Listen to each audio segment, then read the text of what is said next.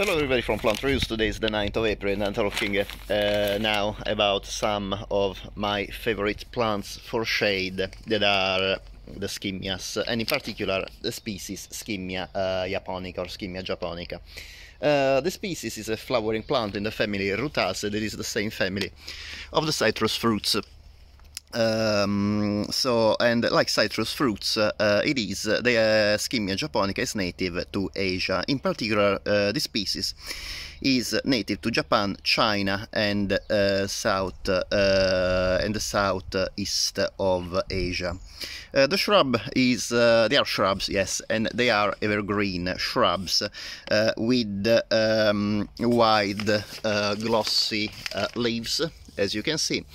And the color varies in different varieties. For example, I have this one that is a little bit lighter in color, while others are a bit darker. And the plant can reach 1 meter or 1 meter and 50 centimeters, so 1.5 meters tall. However, they are very slow in growing. I have these plants from about 4 years now. They were about maybe 30 centimeters when I bought them, and now they are about 50 or 60 centimeters after 4 years. So definitely these are not plants that I can recommend if you are really looking for tall, like fast growing plants. However, I love them because they are evergreen. They provide year-round interests in the garden. They love shade, and they are adaptable to moist situation.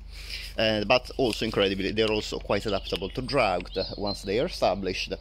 And also they have very interesting flowers, fragrant, not intoxicatingly fragrant, but still fragrant.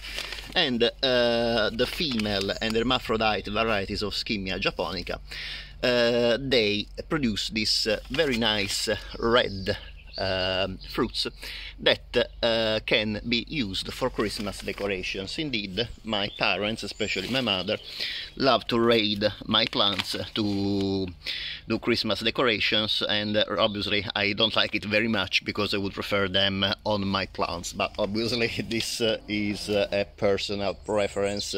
So I would say that these plants really provide great entertainment both in the garden and indoors. For indoors also, again, the flowers are not intoxicatingly fragrant, but if you like to get a bunch of flowers for indoor fragrance, definitely Skimmia is one of the best plants producing these flowers in early spring. And usually these plants are dioecious. That is a term to say that these plants these plants are monoecious. So this term monoecious indicates that the plants are either male or female. So they either produce female flowers or produce male flowers. This in general is true for Skimmia japonica. However, there are some varieties that are hermaphrodites, so dioecious. Unfortunately, I lost the tags of most of my Skimmias, and I'm not able to give you the variety I have. However, if you go in garden centers, they are it is usually written on the tag if they are male or female, and anyway you will know male or female or hermaphrodites, and you will know also if the plant is hermaphrodite or female by the fact that in case produces fruits, obviously must have a female part in the plant, so you know that it will bear fruits as well.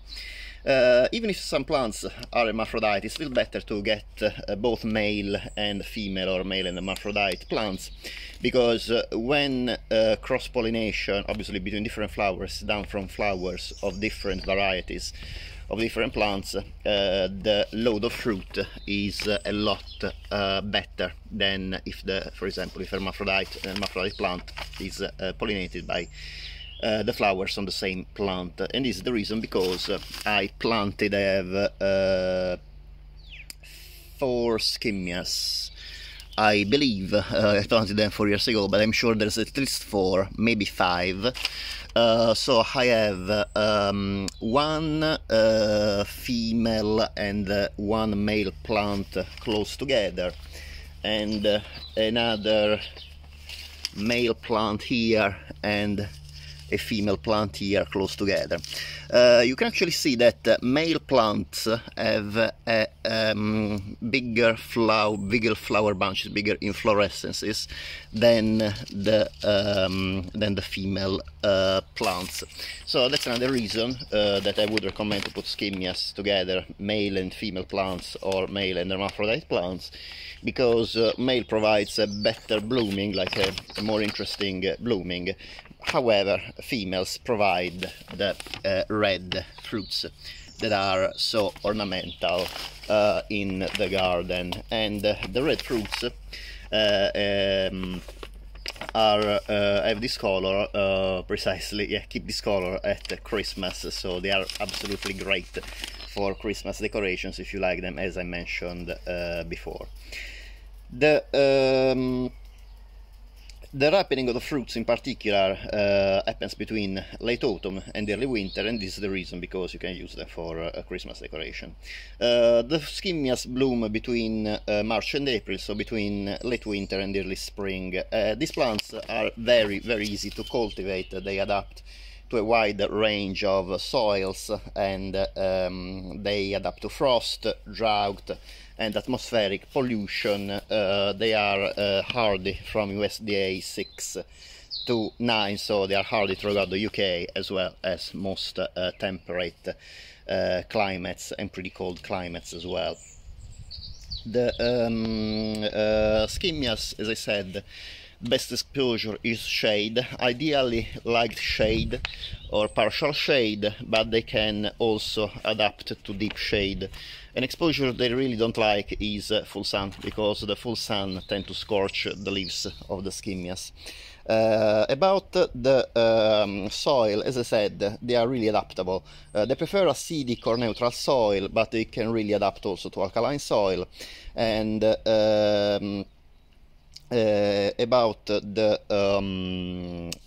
watering, these plants are quite tolerant to drought once they are established, so they can be planted any time of the year.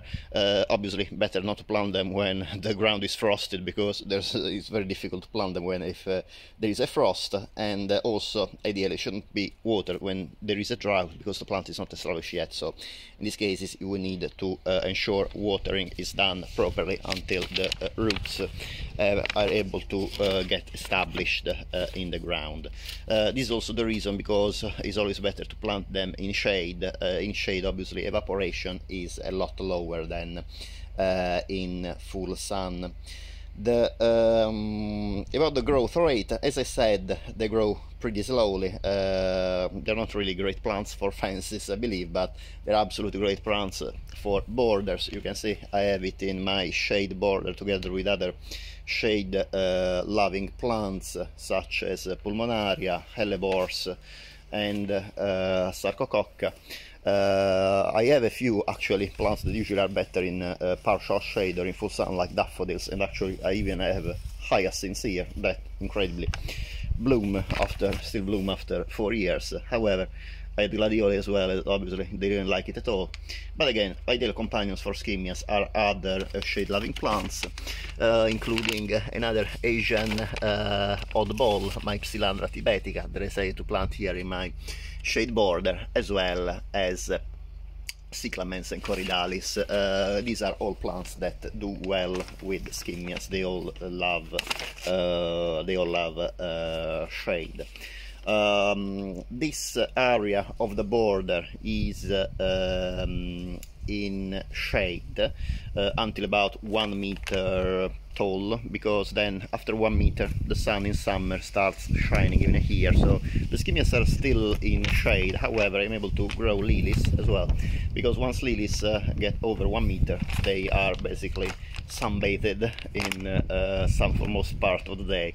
So I am lucky enough in this border to cultivate short and like middle-aged plants that love shade, and tall plants that love sun. So this provides a really a nice combination. It's not a combination of exposure you find in many gardens, but I feel really happy of my situation in the shade garden. And actually, as you can see, I believe my shade border is a lot better than my sunny border. I have a lot of areas that look quite bare in my sunny border until summer is here, while my shade border looks great all year round. I have just a few bare patches on the fence, but hopefully they will be covered soon by my Skimmia growing indeed. You can see how thick is the foliage in Skimmia. It's really great for if you have to cover areas where, for example, you grow climbers that tend to be bare at the base, like for example Philadelphus or honeysuckles as in this case, because really you end up with a fully green fence. And this is another reason because I love Skimmia. The foliage, you can see, is very thick, very dense, so not just for flowers or fruits. This is Skimmia really is a plant that is absolutely great for a variety of reasons. Again, what I can recommend is buy both female and male Skimmias, so you can find on the labels which ones are males or females, which ones tend to produce berries, or which ones tend to produce more flowers. And actually you can see it yourself already on the plant. Now in early spring you will find in garden centers plants in bloom, as well as plants with still the fruits on, so you can actually assess yourself, even if it's not indicated on the label, if a plant is more likely to be male or likely to be females, because or female or hermaphrodite, because only female and hermaphrodite will bear fruits, while the males have bigger inflorescences, and the smell is also nice.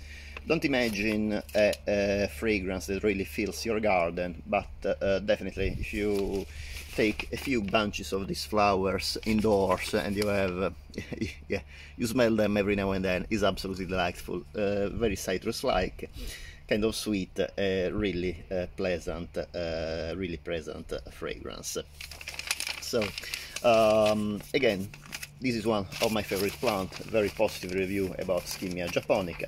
Great plant for shade, great plant for foliage, very interesting flowers and very interesting fruits, and very adaptable to a variety of conditions. So really I can't really say anything more positive about the Skimmias. So if you like this video, it would be great if you can please give a thumbs up. If you like this video and my other videos on my channel, it would be great if you can please subscribe. In this way you help my channel to grow, because subscribing is completely free for you, but in this way YouTube get a knowledge that you like my videos, and in turn can promote my channel and support me to do more videos. So I say bye to you with a bigger view of my Skimmias and my shade border. Hopefully in the next few months I will be able to show you the border even greener than it is now, and I hope to see you next time. Bye.